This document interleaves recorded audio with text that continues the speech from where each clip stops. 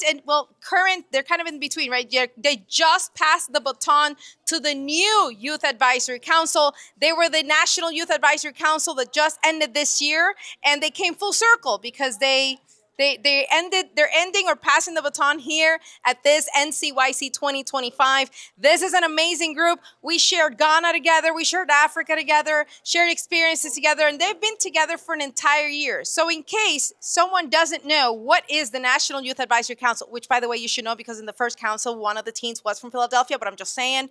I just want to ask you guys, what's it like to be part of the National Youth Advisory Council? And at least a memory that you're taking with you and that you're passing on to others. I think I learned a lot about the inner workings of youth ministry, and I know that I want to spend at least part of my life giving back to the youth in my community, so I feel like I'm a lot better equipped to do that here at the end of my term on NYAC than I was at the beginning. Awesome. I feel this council taught me to truly be a servant leader, especially through Ghana. I took a lot of things to help me become that servant leader that I need to be, and I'll forever be grateful for the council because of that. Beautiful. Yeah, so the council. Don't be afraid of the mic. The There council you go. is a national council made up of 14 people.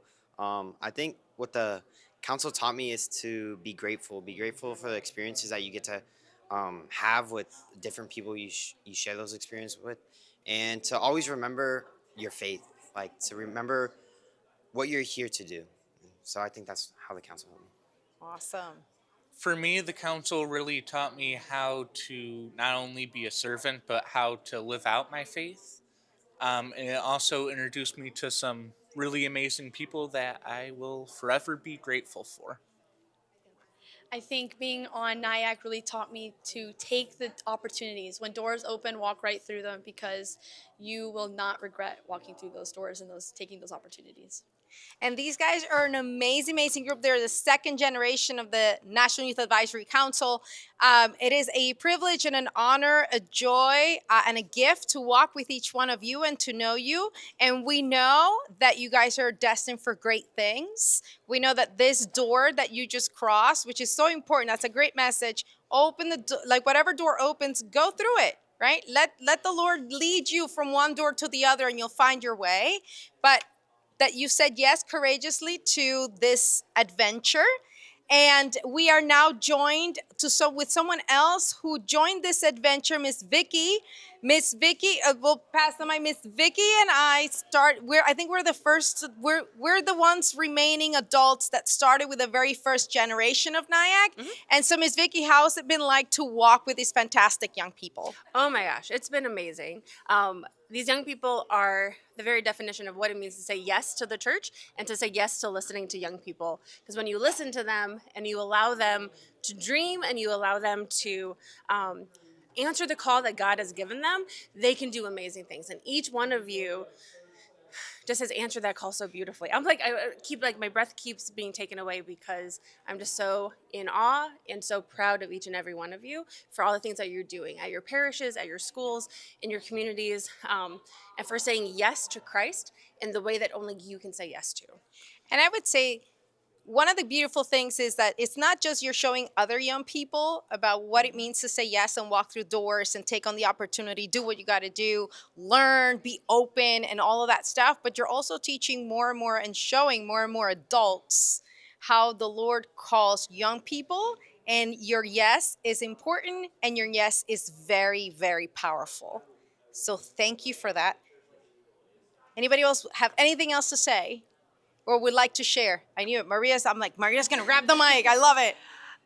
On the subject of doors, the world's going to tell you that the wind blows open the doors. It's not something that happens on purpose. Doors open, doors close, and there's not really much rhyme or reason to it. God's doors are never by accident. He made the maze himself. He created every opportunity that he wants you to have. God has a plan, and you cannot escape it. There's nothing you can do to mess up God's plan. So God's opportunities, what God is calling you to, is always intentional. So you don't have to worry. If someone's like, I think God might be calling you to this, you should investigate that. Even if you're not really sure, if you think, I don't really think that's that kind of thing I would like to do, maybe somewhere near that is what you are called to do. So whenever you see a door that looks like God's door, you definitely want to go take a look at it, because those doors are not accidental. They are there intentionally for you to come across. You're never going to miss out on God's doors. You just reminded me of a meme I once saw that was like a sign in front of a restaurant, and it said something like, "You cannot mess up God's plans. You, my friend, are not that powerful." And I'm just like, I'll take that funny way, but yes, I'll take that to heart. Thank you guys so much. If you don't mind inviting the first generation, I guess we'll call them the grandparents of the NYAC, and you guys are the parents of the NYAC, because then you pass on the baton to the children of the NYAC. So we're gonna ask the first generation NYAC to come up front. Miss Tanya and Mr. Gerardo, who you might, if you're paying attention to EWTN, you're probably like, oh yeah, we've seen these guys like for a few days now. What's it feel like to be where you are? Actually, let's backtrack. You started in NYAC as teenagers in high school. You are now college students, and yet here you are. Talk about opening doors and opportunities and saying yes. What has this ride been like for you? Yeah. Well, I would like to open the door with saying that we're not grandparents. We're only 20, okay? But when we talk about opening doors, opening opportunities, there's a lot that is to be said.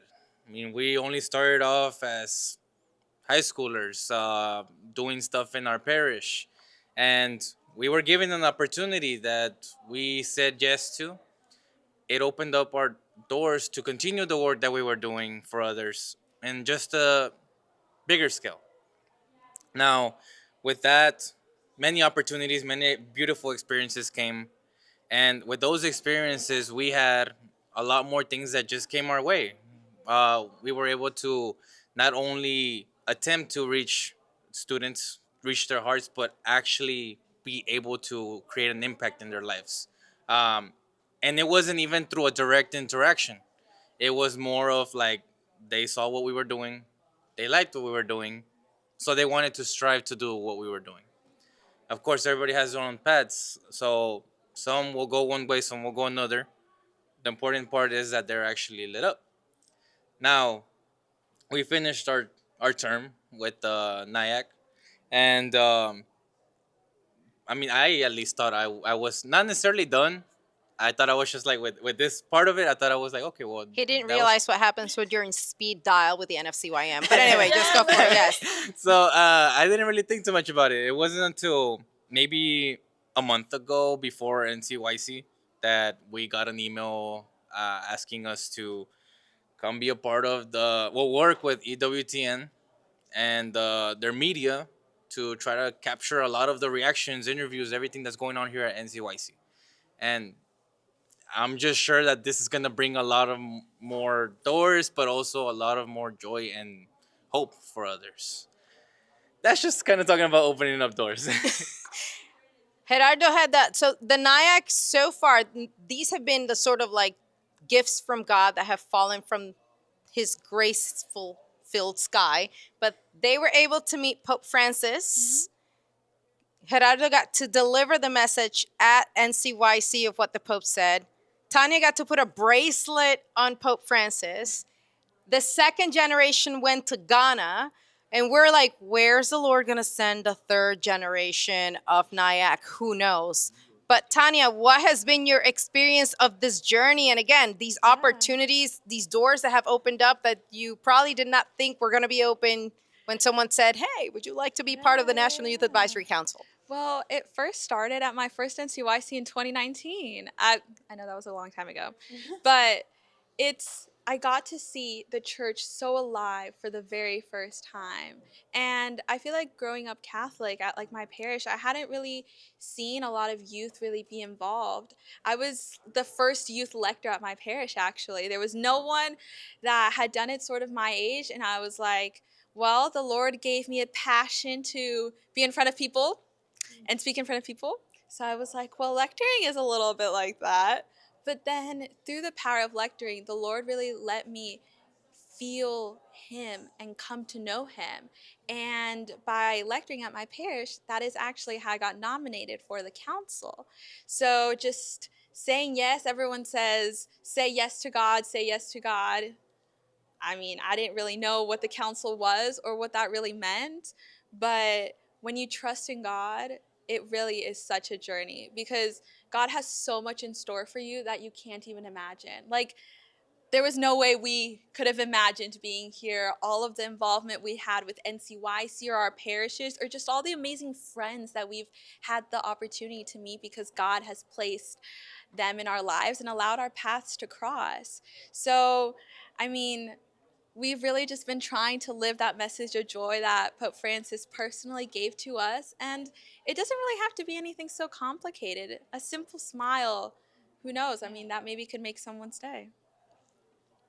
I love it. Before we let you go, all right, so I want you to put one word in your mind that you would like others to know on the other side that are watching us right now. Whether it doesn't mean if it's like it has to be directed towards youth or adults, or just one mind you would like the church to know. Got it? And we're gonna do this rapid fire style. We'll do that, Mike. We'll do this, Mike. That Mike, and then pass it on. And I'm gonna do the countdown. Okay? Everybody ready? I want to make sure we're ready. We're ready. Don't hide back there, girl. You're already live. You're already live. All right. So one word that. Okay. Do you want one word or a phrase? One word. Okay. One word you want the church to know. Okay. On your mark, get set, go. Joy. Lovely. Universal. Listen. Real. Openness. Pursue. Amazing. So with that, thank you so much, Philadelphia. We will see you in about 3:15 with some more pilgrims from Philadelphia, more conversation, more of the National Youth Advisory Council and the National Catholic Youth Conference. I have all my all messed up. All right. Thank you guys so much. Thank you. Fly Eagles fly. Fly Eagles fly.